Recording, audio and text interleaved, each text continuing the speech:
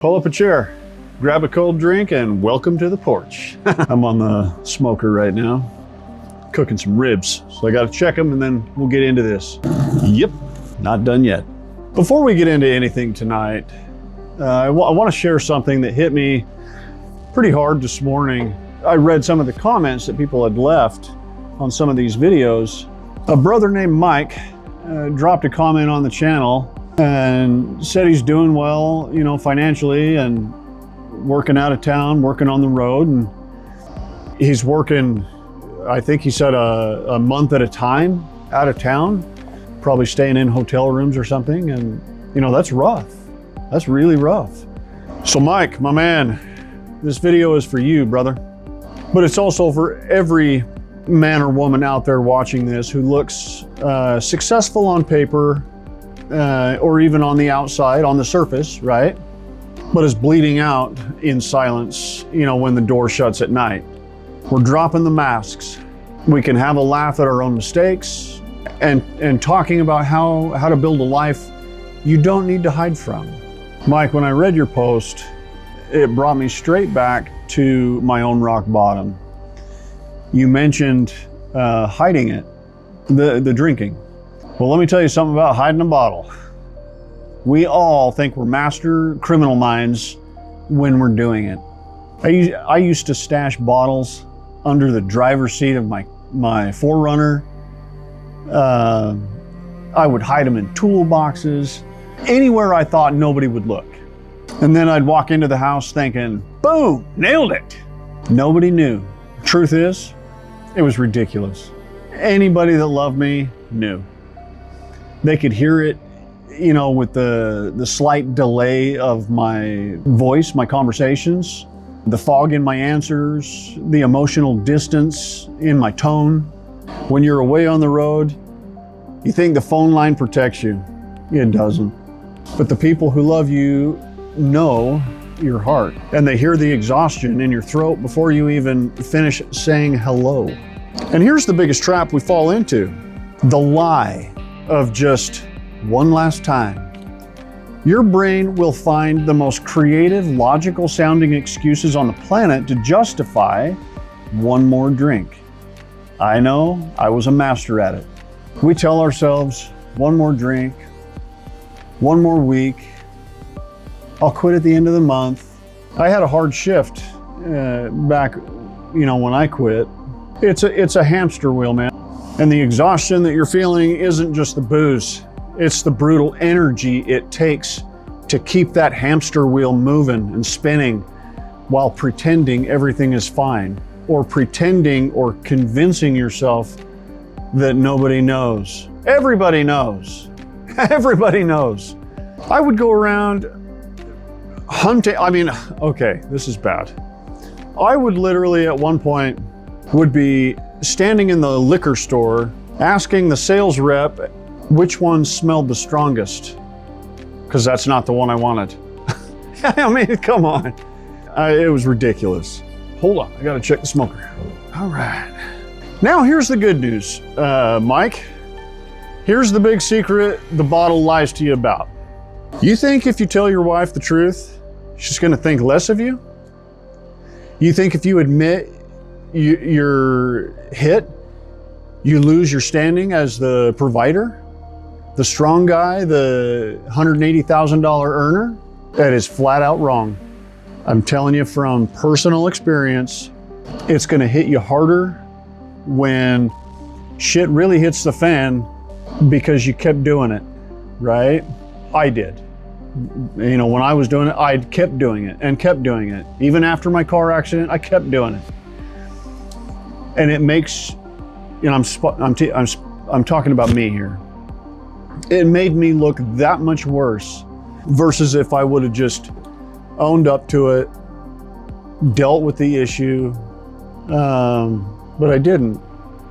So the hardest thing for me to realize was when I was drowning was how much more you are loved and respected when you finally stand up. Look the people you love in the eye and say, I'm exhausted.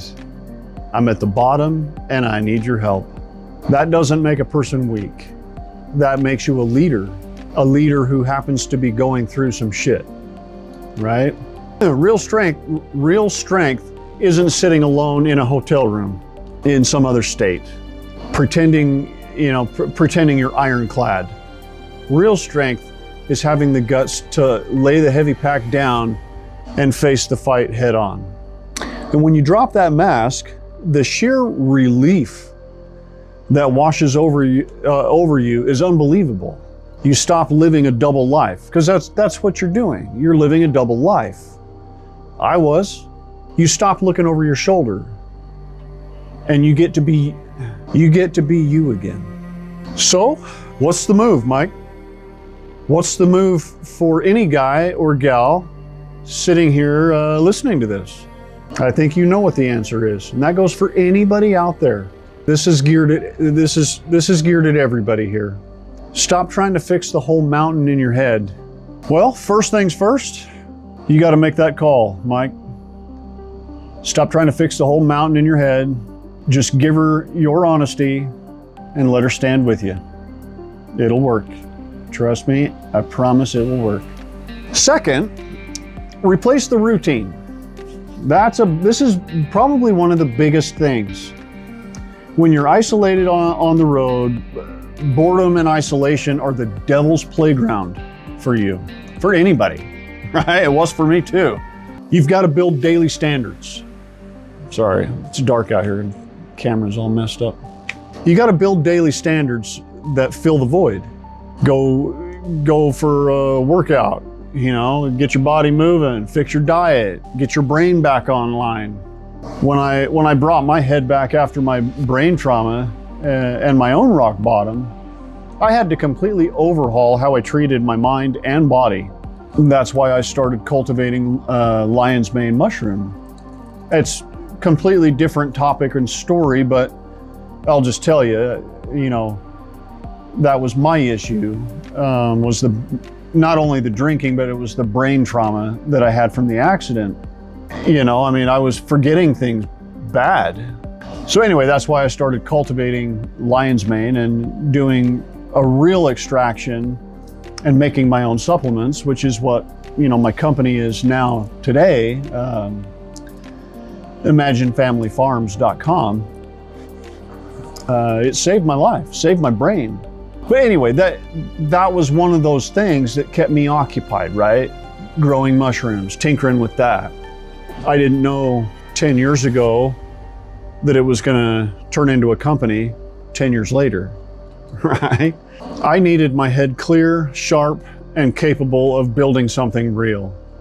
And for me, and the same goes for all of you, you've got to replace the bad habit with something that gives you momentum. And for me, it was growing mushrooms. Understand that you're not alone. That's the other big one. You dropped a comment on my channel, Mike, and look what happened. There are tons of people reading these comments that are all 100% in support. That's the whole point of this channel, no matter what it is. It could be drinking, it could be just whatever is going on in life, right? Finances, it doesn't matter. We'll cover it all. We've all been in the mud, man. The difference between staying in the mud and getting out is deciding you're worth the comeback. Mike, you've been hit, brother, but you're nowhere near out of the game. You're making a great living, you got a family that loves you, and you've got the guts to admit where you're at.